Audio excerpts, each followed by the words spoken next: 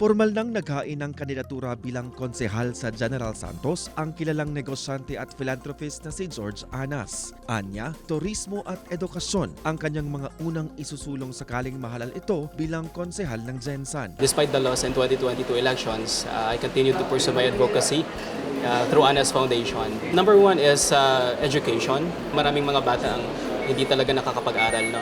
That's why in our foundation, yung school supplies, it has been the core of our programs. And pangalawa is tourism.